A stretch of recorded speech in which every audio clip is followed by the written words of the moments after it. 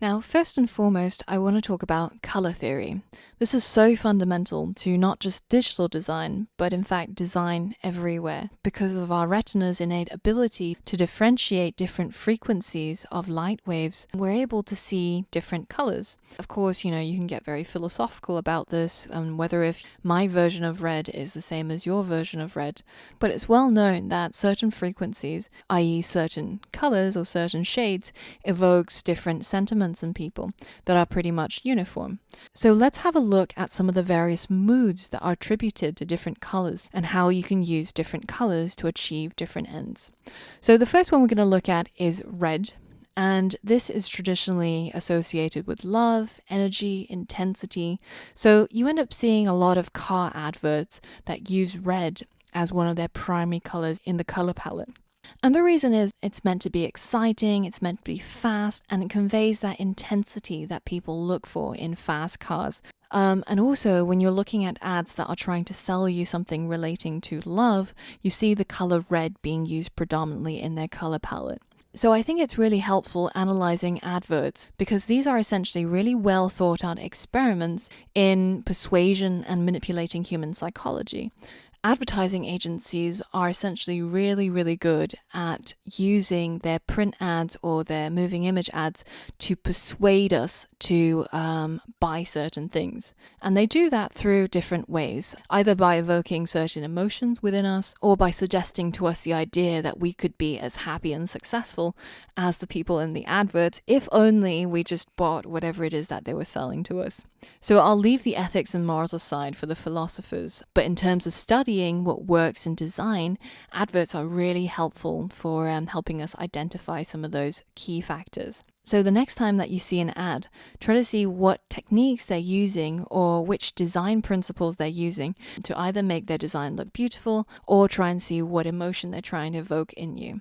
So red sells to people on this idea of intensity, of love, of excitement. Now let's look at the next color palette, yellow. Now yellow tends to be used for things that try to convey joy, happiness, intellect, and it's also an incredibly attention-grabbing color, which is perhaps why, if you guys remember, this advert made the news in the UK certainly, about this protein shake company. Now, of course, there's a lot of discussion regarding the message of this advert, but that's for somebody else to discuss. What I'm interested in is why did this particular ad attract so many people's attention and, in the end, criticism when there are so many other adverts that essentially have the same message? And I believe a part of that is their choice of color palette.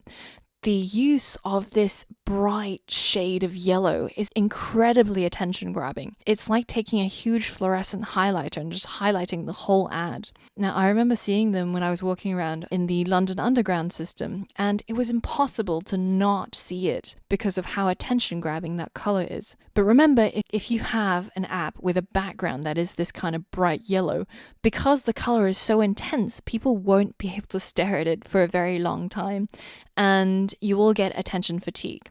So this is something that is probably better used for attention grabbing purposes. So say for your app icon designs or for your app screenshot designs that go up on the App Store, so that when that user is scrolling through the App Store, that your particular app grabs their attention and becomes the one that they download. In terms of the actual design for your app, for the backgrounds or etc., this particular shade of yellow is probably a bit too intense. And then we've got various shades of green, which tend to convey ideas of freshness, safety, growth. So you see a lot of food related services using this in their branding. For example, Amazon Fresh. What else conveys freshness more than this grassy green color palette?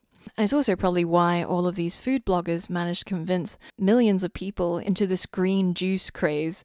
I mean, if you look at the thing, it seems to be the very emblem of life and freshness itself, even though you might be like me and not much of a convert because it tastes absolutely gross. But you can see through its color palette why it would appeal to health conscious people. So choosing your color palette is not just about, advertising and attention grabbing. It's also about selling your product and appealing to certain instincts or desires that people have. Next, we're going to talk about blue, which has traditionally always been about stability, trust, serenity, And, in fact, when you think about anything that's related to medical or medicine or health, it tends to be using a blue color palette. So here's a tip that you might not expect from a design class, but the next time that you go to a job interview, if you wanted to instantly come across as more trustworthy, the tip from the designers is to wear a blue shirt. Without speaking, the color already speaks for you and conveys this idea of stability and trust. I mean, just look at this guy. I would give him a job even though he doesn't even have a face. So equally, when you're making a design that needs people to have faith and trust in you, then blue is a good choice. And finally, we've got purple, which is meant to evoke ideas of royalty, wealth, femininity. So this is pretty much the color of choice for a lot of payday loan companies, and especially those that are targeting women for some reason. But actually, it's a beautiful color palette, and I wish that more people would use it for projects other than payday loans. So the next time that you're designing an app, the first thing to think about is what emotions and what ideas are you trying to convey in the user, and pick a color palette accordingly.